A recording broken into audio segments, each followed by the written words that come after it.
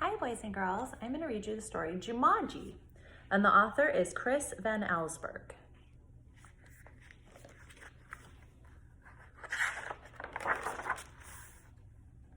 Jumanji.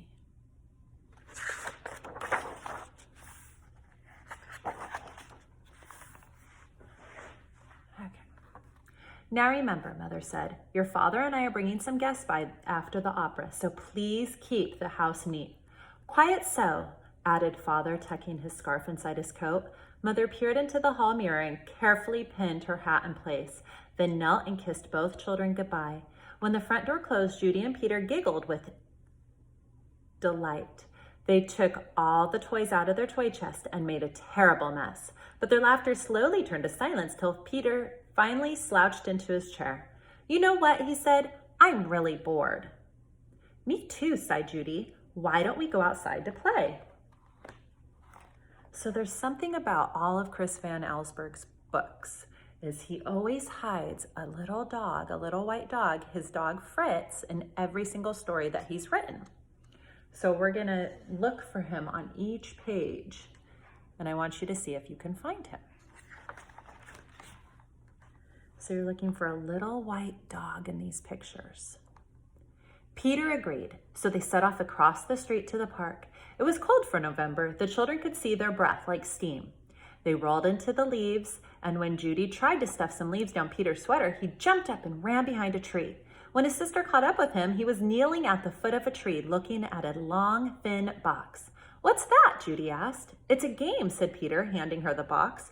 Jumanji, Judy read from the box, a jungle adventure game. Look, said Peter, pointing to a note taped to the bottom of the box. In childlike handwriting were the words, free game, fun for some, but not for all. P.S. Read instructions carefully.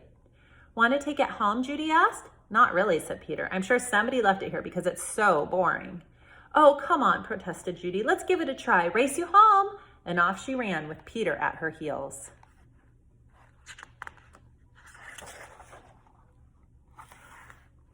At home, the children spread the game out on a card table. It looked very much like the games they had already had.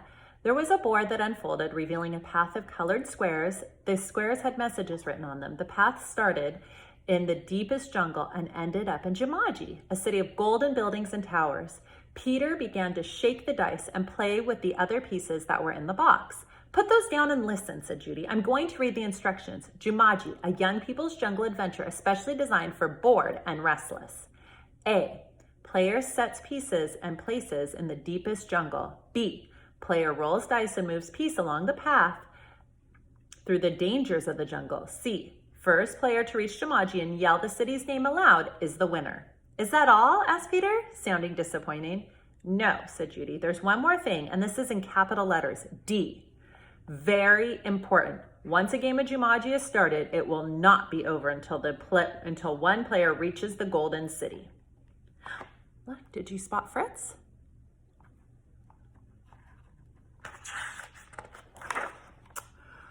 Oh, big deal, said Peter, who gave a bored yawn. Here, said Judy, handing her brother the dice. You go first. Peter casually dropped the dice from his hand. 7, said Judy. Peter moved his piece to the 7th square.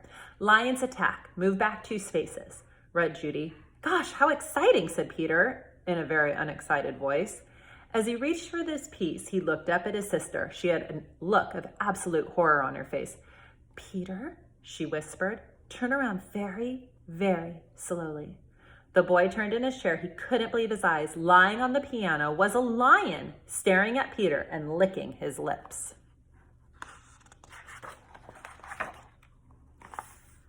The lion roared so loud it knocked Peter right off his chair. The big cat jumped to the floor. Peter was on his feet, running through the house with the lion a whisker's length behind. He ran upstairs and dove under the bed. The lion tried to squeeze under, but he got his head stuck. Peter scrambled out, ran from the bedroom, and slammed the door behind him. He stood in the hall with Judy, gasping for breath. I don't think, said Peter in between gasps was air, that I want to play this game anymore. But we have to, said Judy, as she helped Peter back downstairs. I'm sure that's what the instructions mean. The lion won't go away until one of us wins the game.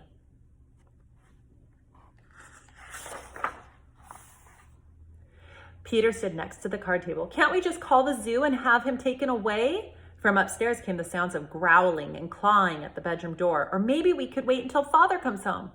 No one would come from the zoo because they wouldn't believe us, said Judy. And you know how upset Mother would be if there was a lion in the bedroom. We started this game and now we have to finish it. Peter looked down at the board game. What if Judy rolled a 7? Then there'd be 2 lions. For an instant, Peter thought he was going to cry. Then he sat firmly in his chair and said, let's play. Judy picked up the dice, rolled an 8, and moved her piece. Monkeys steal food, miss 1 turn, she read. From the kitchen came the sounds of banging pots and falling jars. The children ran in to see a dozen monkeys tearing the room apart. Oh boy, said Peter, this would upset Mother even more than the lion. Quick, said Judy, back to the game. Peter took his turn. Thanks heavens he landed on a blank space. He rolled again. Monsoon season begins. Lose 1 turn. Little raindrops began to fall from the living room. Then a roll of thunder shook the walls and scared the monkeys out of the kitchen. The rain began to fall into buckets as Judy took the dice. Let's get lost. Guide gets lost. Lose 1 turn. The rain suddenly stopped. The children turned to see a man hunched over a map. Oh dear, I say, spot of bad luck now, he mumbled. Perhaps a left turn here, then, no, a right turn here. Yes, absolutely, I think a right turn, or maybe, excuse me, said Judy, but the guide just ignored her. Around here, then over, no, over here, and around here, this. Oh, good, yes, then, Judy shrugged her shoulders and handed the dice to Peter.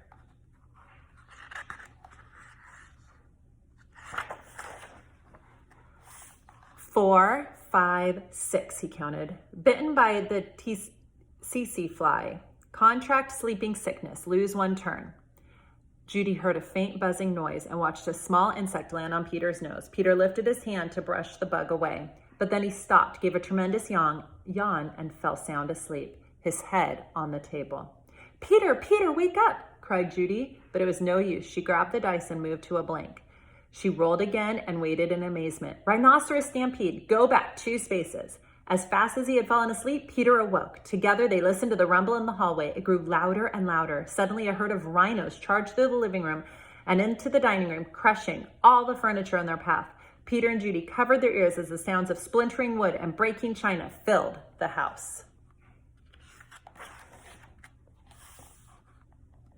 Peter gave the dice a quick tumble. Python sneaks into camp. Go back 1 space. Judy shrieked and jumped up on her chair. Over the fireplace, said Peter. Judy sat down again, nervously eyeing the 8-foot snake that was wrapping itself around the mantel. The guide looked up from his map, took 1 look at the snake, moved to the far corner of the room, joining the monkeys on the couch. Judy took her turn and landed on a blank space. Her brother took the dice and rolled a 3. Oh no, he moaned. Volcano erupts. Go back 3 spaces. The room became warm and started to shake a little. Molten lava poured from the fireplace opening. It hit the water on the floor, and the room filled with steam. Judy rolled the dice and moved ahead. Discover shortcut. Roll again. Oh dear, she cried. Judy saw the snake unwrapping himself from the clock. If you roll a 12, you can get out of the jungle, said Peter. Please, Judy begged as she shook the dice. The snake was wriggling his way onto the floor. She dropped the dice from her hand. 1 6, then another. Judy grabbed her piece and slammed it to the board. Jumanji, she yelled as loud as she could. The steam in the room became thicker and thicker. Judy could not even see Peter across the table. Then, as if all doors and windows had been opened, a cool breeze cleared the steam from the room. Everything was just as it had been before the game. No monkeys, no guide, no water, no broken furniture, no snake, no lion roaring upstairs, no rhinos. Without saying a word to each other, Peter and Judy threw the game into its box. They bolted out the door, ran across the street to the park, and dropped the game under a tree. Back home, they quickly put away all their toys, but both children were too excited to sit quietly. So Peter took out a picture puzzle. As they fit the pieces together, their excitement slowly turned into relief and then exhaustion. With the puzzle half done, Peter and Judy fell sound asleep on the sofa. Wake up, dears, Mother's voice called. Judy opened her eyes. Mother and Father had returned and their guests were arriving. Judy gave Peter a nudge to wake him up. Yawning and stretching, they got to their feet. Mother introduced them to some of their guests, then asked, Did you have an exciting afternoon? Oh, yes, said Peter. We had a flood, a stampede, a volcano. I got sleeping sickness, and Peter was interrupted by the adults' laughter. Well, said Mother, I think you both got sleeping sickness. Why don't you go upstairs, put your pajamas on, then you can finish your puzzle and have some dinner. When Peter and Judy came back downstairs, they found that the father had moved the puzzle into the den. While the children were working on it, one of the guests, Mrs. Bedwing, brought them a tray of food. Such a hard puzzle, she said to the children. Daniel and Walter are always starting puzzles and never finishing them. Daniel and Walter were Mrs. Bedwing's sons. They never read instructions either. Oh, well, said Mrs. Bedwing, turning to rejoin the guests. I guess they'll learn. Both children answered, I hope so, but they weren't looking at Mrs. Bedwing.